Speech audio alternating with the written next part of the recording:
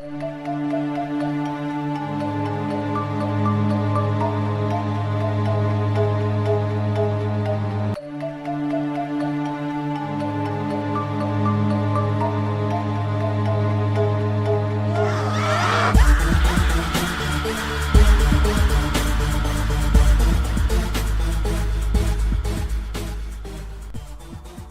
guys, we have started a Patreon. Hopefully by the time you're hearing this, it's officially official. But if this is your first time hearing about it, go to our website or go to our social media pages on Facebook and Instagram and Twitter. Are there any other ones? Do we have a Snapchat? No, Facebook. I think I sign us up for everything, but I don't use most of it. Do we have a MySpace? No, I don't even think you can sign up for MySpace anymore. If you can, I'd be surprised. We'll go back in time and create one so that it's still there. I will. Well, you're the fucking evil Time Lord partner. You should be able to do that. It doesn't mean I get carte blanche with the time travel abilities. Well, that sucks for you. I guess, yeah, it kind of does. But this isn't about me. This is about the show, Mateo. Stop making it about me. I'm not on trial. You guys might be asking yourself why we're starting a Patreon, and we wanted to talk to you guys about that. It's because we want to steal all your money, and holding you up at gunpoint is illegal, so this is the next best thing. It is. But in all honesty, we wanted to start a Patreon to make it possible to dedicate as much time and effort to the show as we possibly can. It's really been an awesome year for us, and we realize that we want to do more for the show and do more for you guys, the listeners. We've talked a few times on the show about, and obviously for long-time listeners, you can tell our sound quality has increased dramatically over the years. And this most recent upgrade that we had with our equipment was thank you to our listeners. It was through donations that we were able to get all this really cool equipment. And, you know, if it wasn't for you guys, I would still be using a shitty fucking Samsung GoPro mic, which is like 3 inches long, and it sounds like I'm recording from a tin can. And, you know, at the time I thought it was great because it was an upgrade from my internal mic in my laptop. So, you know, we've come a long way, and all of our upgrades were through help of the listeners. And a lot of times, you know, we've never been a show that begs for money, and we've had the donation page up, but we're not pushing that. You know, we're not here on every episode. Remember to donate to it, even though it would be really awesome if you would. But we've never been that type of show that will beg for money, and that's not what we're doing now. We are creating a Patreon page, but that's going to allow us to do more things for the show and more things for you guys. We're going to be recording additional content for our patrons. Every tier, we're going to have a few different tiers, and we'll get into all the details and everything, but we do have things that we will be offering, some incentives, if you will, some prizes, some presents. Prizes is a good word. I like that one. Yes. Prizes. But we've got some stuff lined up, and all the donations that come in, I mean, really the dream is to be able to create a living out of this, but we are not by any means delusional enough to think that will be a possibility through Patreon. It would be amazing if all of a sudden out of nowhere you got millions of your friends to donate to us. That would absolutely blow my mind, but it's not a realistic thing, and we're well aware of that. And we want to be able to use your donations to improve the show and be able to improve what we can offer you in terms of merchandise. We're going to have a lot of exclusive stuff that we'll be offering just to the patrons. And like I said, we'll be doing additional shows, at least one show a month. If we're feeling ambitious, we might do more or offer little things, or maybe, you know, just little clips, little snippets here and there. Maybe we've got some ideas. We're not going to make any grand promises to begin with, but This is the start of something that'll be hopefully really awesome and will allow us to interact with a lot of you on a different level than we are right now. We just want to be able to bring new ideas to life. And like you said, have more merchandise, expand our community, and be more personal with our listeners. And we've always prided ourselves on being a show, not being full of ads. And we realize that in this day and age, in order to expand our show, this was the only possible way to do that and keep our show as independent as we have. And I've always been kind of proud of that. We have had a few companies that have placed ads for on our show, but these are great companies, and it hasn't been many. We don't have people banging down our door. In the future, we do, though. In the future, we do. Yeah. Evil time traveling Barack Obama has told me. We've got a Super Bowl ad in the 2024 Super Bowl. So, we're kind of almost a big deal. Just so you guys know. He also told me that we totally let fame go to our head. So there's that. Shit. Yeah. I end up getting hit by a bus. Oh, Jesus. Are you on drugs or something? You're roaming the streets because you squandered your fortune? Yeah, basically, I was very drunk, and I think I was looking for someone who wanted to pay me for a hand job. Oh, gosh. Yeah, that's life in 2024, man. Well, actually, no. 2024 is the height of our success. That's when we're doing the Super Bowl. So it's probably like 2027, where I'm hand jobbing buses and being killed. Yeah. But you live. Sick. Yeah, but you have to shit into a bag. Don't say that. That's probably true, goddammit. This is your future, Mateo. God damn it. Yeah. So, at least you're still alive. At least you weren't trying to, give hand hugs to a bus. Yeah. But anyway. We've been asked to join networks, and there's been a few opportunities to make money by placing ads all over everything. But like I said, we prefer to keep our show as homegrown as possible. And your guys' support has been so amazing. This is a way that you feel you want to contribute. This is all voluntary. Hey, no guns. Mike said we can't. We're not doing that. So if you feel like doing this, it's just we want the opportunity to be there. Don't listen to him. This is completely forceful. We are telling you that you need to do this, and you won't be able to cancel.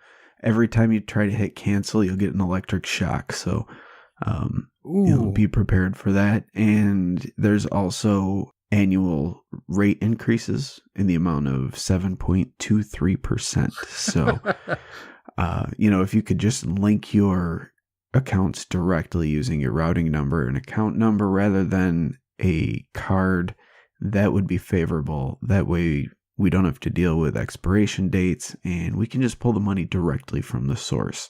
We prefer simplicity here at the Whatcast. Just consider yourself having joined the Church of Scientology. Except, we don't have alien ghosts driving our every move. Not yet.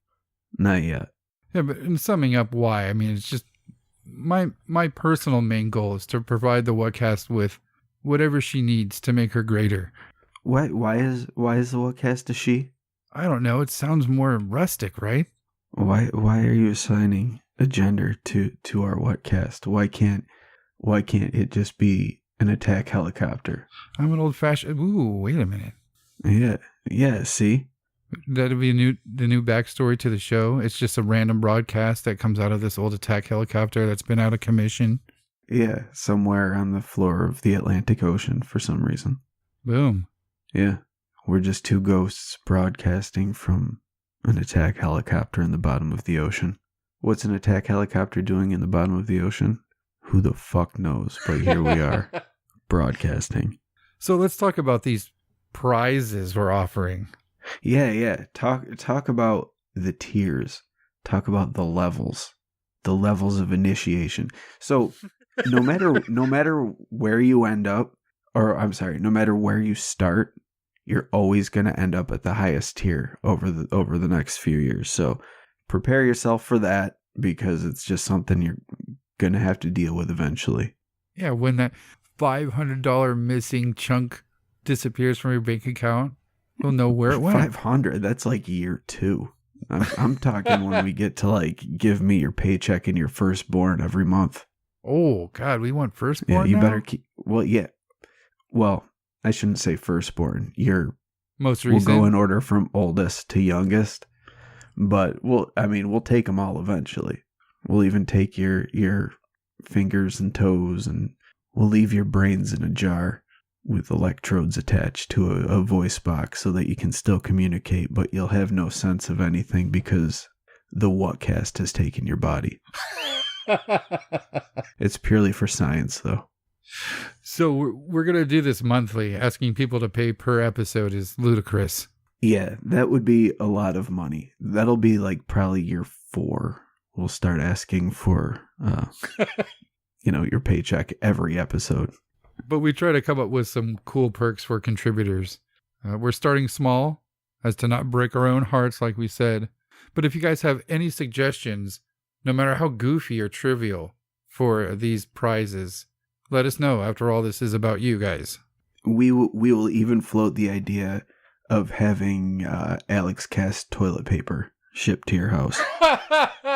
Just screen print a whole roll of toilet paper. Yeah. We will screen print the toilet paper so you can wipe your ass with the Alex Cast. Jeez. That's mean. That's not even jovial. Yeah, I'm sorry, listeners. We wouldn't do that to you. We care about your buttholes far too much to taint it with something like the Alex Cast. Yeah. Oh, Alex Cast up your ass. Yowzas. Okay. So for those kind enough to dedicate $5 to the Whatcast, will receive an exclusive episode of Nerd Alert Monthly. That's right. We're going to start up Nerd Alert Monthly again.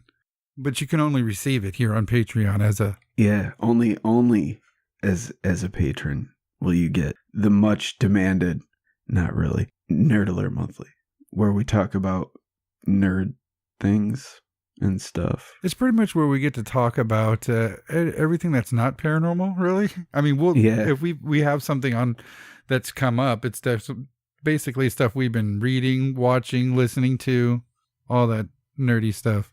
It'll just be our nerd vent. Basically, we will let you listen to us vent like nerds. Longtime listeners will know that we had to make this separate show back in the day just as a place to cut out all the jabbing we did during the Whatcast. Yeah. It didn't last very long, though. We only did it in, I think the first year. Yeah. There weren't that many episodes, and they were all very early on. And back then, people didn't seem to be into them. But I feel like now, especially after the response we got from that wrestling episode we did, that people would respond favorably to the Nerd Alert stuff. So, Mike, why don't you tell us about the $10 pledge? All right. So for those willing to donate $10 a month, you'll obviously get the first level tier, but you will also become part of the illustrious Whatcast sticker club. So basically the way that's going to work is every month we will send out a brand new Whatcast sticker with different artwork. This will not be offered for sale on our website. This will be exclusively for patrons who join the club. But it'll be a new sticker every month. And just for a little preview, the first month sticker will be, drumroll. That's not... That's a sexy drum roll. The first month sticker will be the Scottish Pachyderm, and it's beautiful. So if you want a Scottish Pachyderm sticker, you better go join Patreon after this episode, go join Patreon. Unless you can multitask, then, continue listening while joining Patreon. And this will go on for fucking ever. As long as you're a pledgee at $10 a month, you will receive a new sticker every month. Some of it'll be show art, some of it'll be original art, but we've got so much shit that Mateo has done for the show over the years. Some of it's stuff that's never even been used for the show. He just drew it just for kicks. At the $20 a month tier, you will not only receive the Nerd Alert monthly episode, not only will you be a member of our prestigious fucking sticker club. Very, very prestigious. We only let the best of the best in this club. So, there will be a screening process. We'll probably need some DNA just to make sure that you're the cream of the crop, that you've got the athletic prowess of a jaguar and the beauty of Fabio. These two things are musts. If you do not have flowing hair like Fabio, then you'll have to use somebody else's DNA to trick me, because really, basically, unless you're a Fabio clone, no, not even I can tell clone. Basically, this is for Fabio only. So if you are not Fabio, you are not allowed to be in the club. So sorry, all non-Fabios. Not also will you join our Fabio exclusive sticker club, but you will be entered into our presumptuous print club. You will be sent a different hand-pulled silkscreen print of our many various artworks. And these prints will be exclusive to this level of patron supporter. And each print is kind of like a unique work of art. They're all signed, hand-signed and numbered. And we're going to limit the number to 15 patrons, because I'll be honest, silkscreen printing shit is hard and frustrating as shit. And it makes it even more exclusive that way. Yeah, I actually have a huge, long, white streak in my beard after running the first ones. Really? Yes, literally after I did it. It's like a Doctor Strange stripe in his hair. But that's amazing. It's like from my chin down now. But I do it because I love you guys. So just to recap, if you're kind enough to donate $5 a month to the Whatcast, you get the episode of Nerd Alert Monthly. If you join the $10 tier a month club, you get the sticker club and the Nerd Alert Monthly. And lastly, the $20 a month club will receive the episode of Nom, join the sticker club, and the print club. And also remember, there could be surprise episodes or recordings or tidbit things that get added, and those will be added for all levels. So if you're a patron in any level, you will get those little random things that we drop from time to time. And if you want to see the streak in Mateo's beard, become a patron. and he will send you a photocopied image of his beard. Photocopies only, though. No direct pictures, please. He's a fucking future rock star. Leave him alone. So, kind of going along with our listeners and our interactions with them. After our recent episode where I talked about the flashes, I actually had a couple people reach out to me and say that they have also experienced them, which is pretty fucking cool that there's a few people that have experienced that with no explanation behind it. I'm still waiting for some Sherlock Holmes out there to figure it all out and get back to me on it, and or let me know if it's got something to do with swamp gas or barn owls. I would just like to know what's behind it, because it's not a camera, even though it looks like a camera, unless it's an invisible camera or an invisible cameraman, or like someone from the future taking a picture and somehow their camera flash goes back in time and I see it, or vice versa, they're in the past and I don't know what it is, but it freaks me out and it's weird. Yeah, it's definitely cool to hear back from some people having had that experience. It was something, like I said on the show, that I've experienced as well, but it's something that just came and went in my mind. I've never thought to ask anybody else if they experienced anything like that, possibly because it was so fucking weird. It was just, just something you kick out of your brain after a while.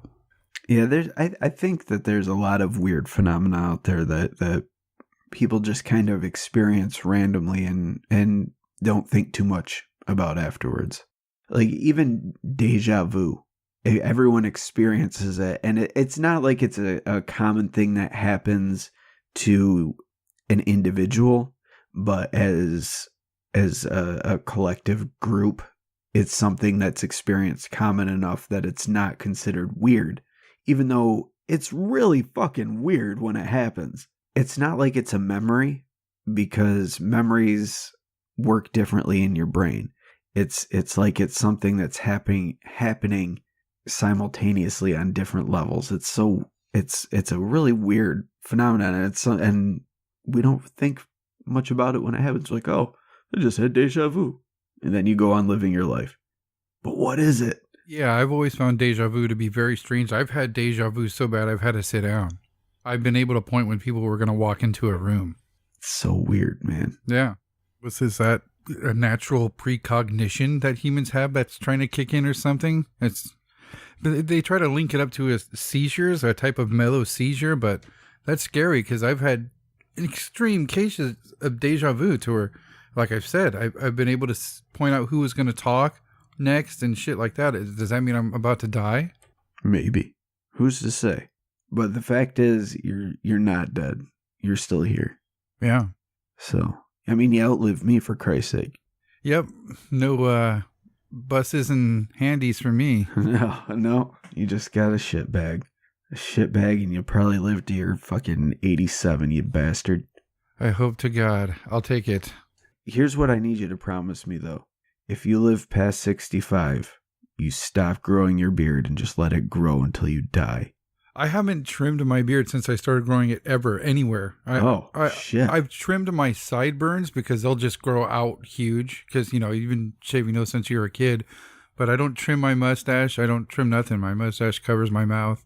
I have a real fucking beard. I don't trim it. Yes. So there's a great possibility that your beard by the time you're 87 years old will be down to your knees, and maybe you could tie a knot in the middle just for kicks. Yeah. How long is it? I to my belly button. Oh shit. Yeah, if I'm sitting in the couch right now and I can easily stick it in my belly button. Wow. Yeah. Damn, dude. So it really will be down to your knees. Oh, God. I can't wait. Before you're 87. Yeah. A lot of people did like that wrestling episode. Another episode people liked that we got a good response from was the cryptid battles. Did you feel like you left any cryptids out? Like after you listened to that episode, we were like, fuck, why didn't we cover this dude?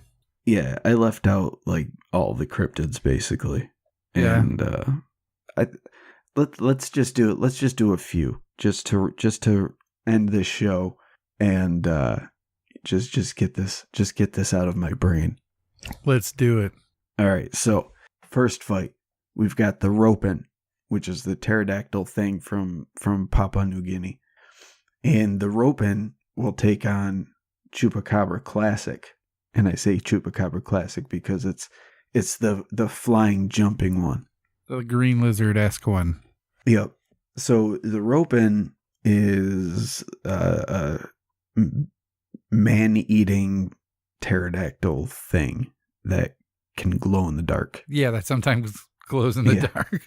Sometimes he lights up and glows in the dark. As weird as the Ropin's always been, I mean, there's so much written about them.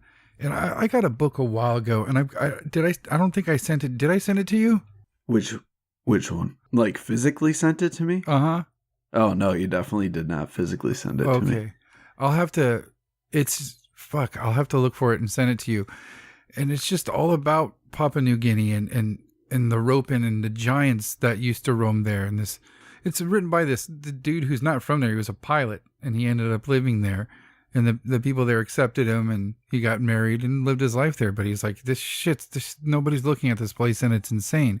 Well, this sounds like it's got show written all over it. Yeah.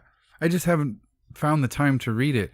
But especially when it comes to the Ropin, there is so much information on it and sightings from like forever till now.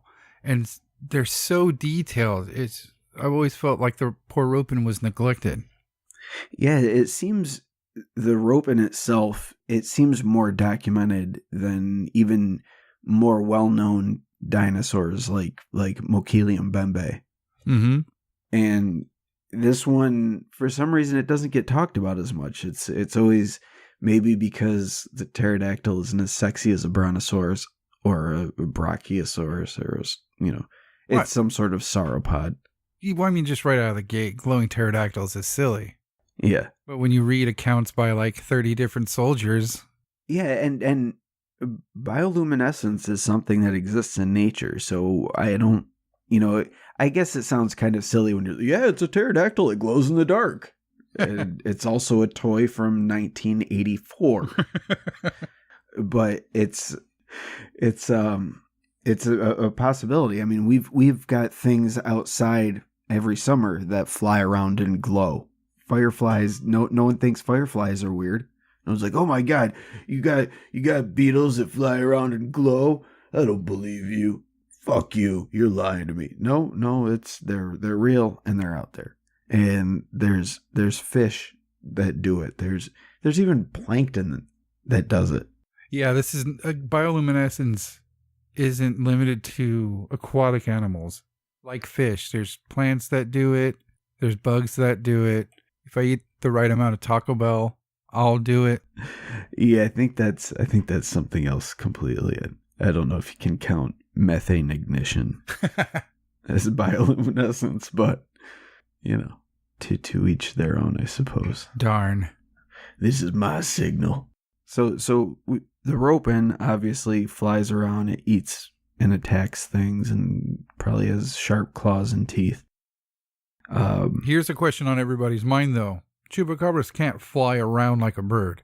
Does the ropin have full flying capabilities in this fight? It would take place in a dome. So the chupacabra could climb, it can glide, it could sit up in the rafters and fly down.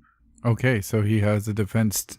Yeah, so it's not like the ropin can go fly like 200 feet in the air and be like, nanny, nanny, boo, boo. So we know that it can jump high and it can glide. So I think that would be enough to at least create a competitive battle. Another thing we need to clear up is that ropin have been described as being 30 to 12 feet. What size of ropin are we dealing with here?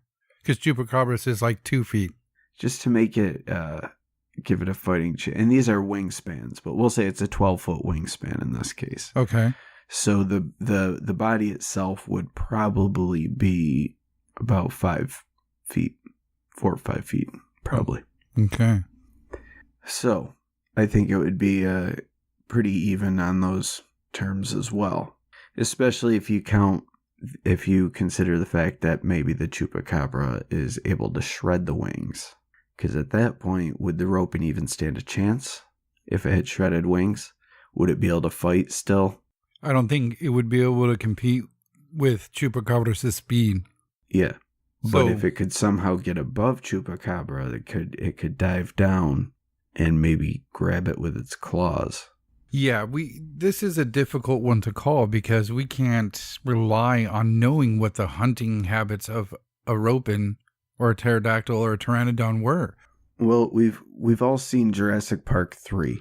And we know what that was all about when they got locked in the pterodactyl cage or whatever. They like to grab you and fly around. Yes. And then for anyone that saw Kong Skull Island, you saw a man get ripped into pieces by them because they flew in different directions and tore him apart. But that was multiple ones, and this is just a singular one. But if it's anything like I think what we would have to I don't know. Do you think it would be modeled more on like a bird of prey, like an eagle or an owl? Or do you think it would be closer to put it near like a vulture, like a scavenger type of thing? I think it would be like a bird of prey, but covered in fucking leather with the attitude of a lizard. Yeah. That's how I want to picture it as well. Yeah. Because that's the scariest. So if it's like a flying lizard bird, then what's Chupacabra? Is Chupacabra an alien? Is it also a weird reptile thing? Is it some sort of mammal hybrid? For the battle, let's just say he's just a normal cryptid, a one-time weird type creature. We know he's reptilian by the descriptions of classic chupacabras, and he's got claws, fangs. He has Sonic the Hedgehog like fins on his back, I guess. Yes. He runs extremely fast. I mean, he's very small, and even if we're dealing with a 12-foot wingspan rope in here, and the rope in being a fucking dinosaur, I think that even if Chupacabras is able to ground this thing, Chupacabras isn't shit creek without a paddle. So you're not attributing any supernatural abilities to the Chupacabra? No, not at all. In the old sightings, I mean, people would walk outside. So it sucks blood like a vampire. Yeah, it drinks the blood for nourishment. Yeah, and it can fly. Well, it can jump and glide. Yeah, and it's not good at fucking hiding. It was seen a million fucking times. People walk outside, it's chewing on a dog or a cat or a chicken or a goat. It's not super stealthy. He's just able to move They're quickly. only 2 feet though. I thought they were like dog size. 1 or 2 feet tall. They'll be able to attack and take down a fucking goat. Yeah. Yeah, I think I would have to stick with the roping on this one as well, though. Mm-hmm. Pretty sure the roping would just come down, grab it with its claws, and then tear it apart with its beak. Yeah, and glow just for kicks. As its victory scream, it starts glowing. And it glows, yeah. It's got a fucking spear on its fucking head. Its face is a weapon. It's gonna grab that thing, drop it to the ground, and as it's dropping, it's gonna dive after it and spear it to the floor. Mm-hmm. Chupacabra's out. Yep, Chupacabra done. Good thing these are just preliminary bouts. Yeah. Because we're gonna do another one of these episodes at the right time. But these are just preliminary bouts. These are just for kicks. Just for your sick pleasure. So who's next? I say Loch Ness versus Mukele and Mbembe. Yeah, but if you did that, what you'd have to have. I don't think you could find a place where they would both have the same advantage. Nessie's been sighted on land. Oh yeah, I forgot Nessie's been. Okay, yes. And then if they're gonna meet up to duke it out, flippers or foot. I mean, the Mukele Mbembe is not going to be fucking doing spinning bird kick on fucking Nessie. He's not going to be kicking the shit out of him. So they're going to be using their mouths and their heads to battle. So I think it's pretty even matched if they're on land. Well, but here's the thing. If Mukele Mbembe is a sauropod, then they're herbivores, which means he's a hippie. Flat grinding teeth. Whereas Nessie, if believed to be what many think it is, it would be a plesiosaur, which is a predator, which would mean it would have sharp teeth. So that would automatically give Nessie an advantage in that regard. Now, Mukele Mbembe is said to be roughly the size of an elephant, and Nessie is often described as being 12 to 30 feet. So the sizes are similar. Probably Nessie's bigger, but not too much bigger. Yeah, unless it's the 30-foot Nessie, then it's like twice the size. But if it's for purposes of this battle, we'll say that Nessie's just slightly bigger than Mukele Mbembe. Yeah, I think Mukele Mbembe would be heavier though. Yeah, because it's got legs instead of flippers, but both have been reported to be amphibious. Mukele Mbembe is often sighted in lakes and rivers, and Nessie has been reported on land. Even though it's mostly seen in the water, it has been reported on land. So it's a hard one to say, but I think that if it came down to it, Nessie would end up winning because of the sharp teeth. Really? But, yeah.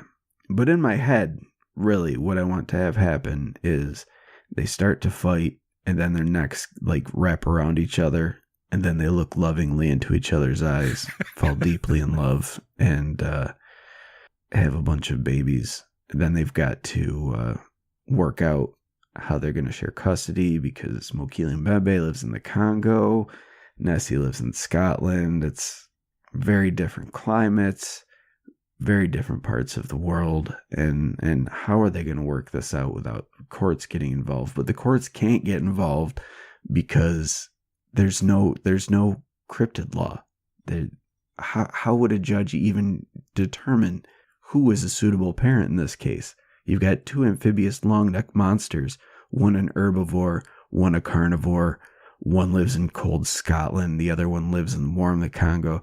It's like the perfect opposites. And somehow it just worked, and they fell in love, and they had kids, but their differences just became too much, and the distance was too great. And love can't conquer all. As much as you want it to, it just can't. And now these poor little baby cryptids are going to suffer, and the judge doesn't know what to do. He calls in his buddy, Judge number 2, and Judge number 2 is just as flabbergasted. They don't know what to do, and they don't even know who to turn to for guidance. So these poor children get stuck in a custody battle. Things turn ugly, and Nessie ends up tearing out Mokele Mbembe's throat and takes the children back to Scotland. Ooh, I was going to say disqualification by copulation, insemination, and then divorce, but... No, Nessie was playing the long game. Ah. Victory. See, I was thinking that Mokele Mbembe would not rely on his mouth, and Nessie's long, pointy fish-catching teeth wouldn't hurt Mokele Mbembe's thick hide, and he would just use his tree-bashing, panther-swatting tail to beat the shit out of Loch Ness Monster's fleshy, fucking waterlogged skin. That wouldn't work in an aquatic situation, though. He wouldn't be able to swing it. And I think the body is too big. Like, Nessie would have to be behind him in order for that to happen, because his body would be so big by the time he turned around, she'd be like, nah, I see what you're up to. It'd be like some dude in the 5th round trying to throw a roundhouse kick after he's been punching 300 punches per round. It's just, you can see it coming a mile away. Yeah, I think without either of these creatures having a super move, this might be a draw. No, Nessie's got it. We need like a Brontosaurus Buster or something. The Brontosaurus Buster. That's a sauropod to you, mister. Sauropod slap. Sauropod slap. We could do Dick Nose versus Drill Hands. Dick Nose versus Drill Hands. Well, obviously, Drill Hands is going to win that one. Yeah, that's no fun. What's Dick Nose going to do? Just shake his head really hard? It's going to slap fucking him in the face with his dick nose. Turn around shaking its dick head and then like squatting with its little fucking pinch your hands up. Ooh, let's get scared.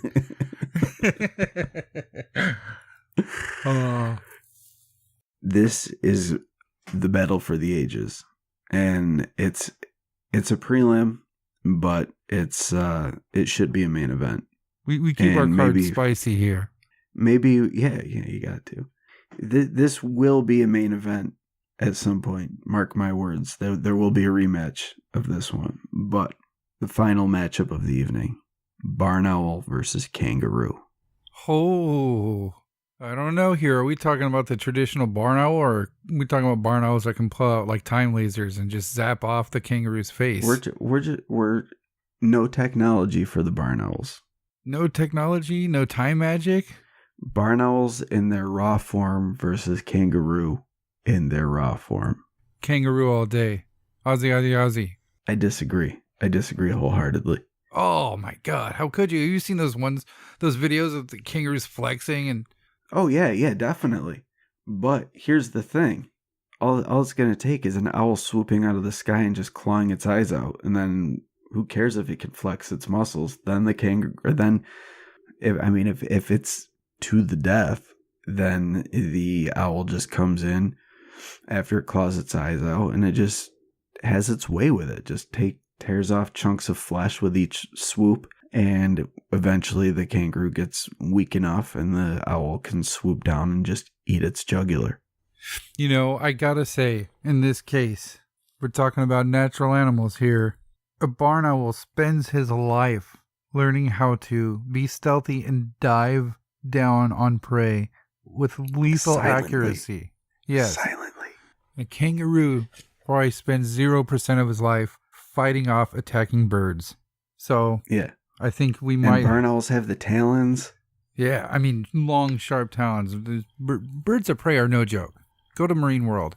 Oh, no, wait, you guys might be mad at their dolphin and what is it, a fucking orca? I'm going to ask the obvious question, and why are there birds of prey at Marine World? They have their little shows where they do that shit.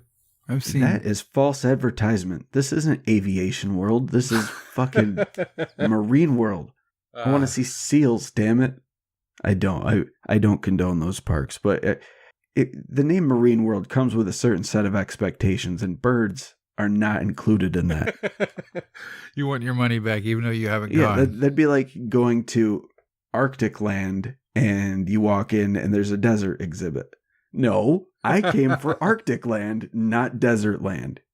I probably got it wrong. It was probably at some You're bamboozling me. Zoo or something. Who knows? But either way, this barn owl is definitely dangerous. They're not small either. You guys just imagine somebody throwing your holiday turkey at your face with knives in its hands. See how well you unless fare. the kangaroo learned how to do a Pele kick, I don't think it's going to beat a barn owl. I think kangaroos already know how to do a Pele kick.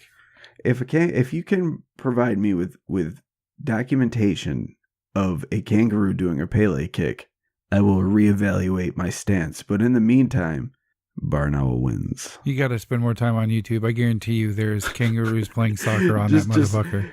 Kangaroo Pele kick. Yep. You know what? We're looking it up right now. There are no kangaroo Pele kicks. That's bullshit. I hate the internet. Yeah. So, no. Well, I don't know. Let's see. We might have to give this one to the barn owl. Yes. I will not celebrate this victory. I will. I will celebrate his victory with a nice fat rat. And he will be so happy. And he will eat the rat. And he will lovingly coo on my shoulder. And we'll be pals. I'm standing by my hopping Aussie companion, the kangaroo. Foolish. You've chosen the wrong side again, Mateo. How funny would it be if kangaroos were to bury what the barn owls are to evil time traveling Barack Obama? Yeah, who's to say, like, if we put out trail cams in kangaroo farms at nighttime, they're just like hopping and biting shit on the ground, and they just don't turn to each other and be like, hey, did you get the new orders? They're secretly skateboarding in the fields and smoking reefer. I love this kangaroo even more now. Australia, you're the best. The barn owl is sitting off in the tree plotting death and evil and chaos. Cleaning its laser gun focusing crystal. Yeah. Cackling maniacally in its owl language. Can we get a sample of what that would sound like? I would have no idea. I don't speak owl. I tried, guys. Sorry. Thank you for listening to the Whatcast.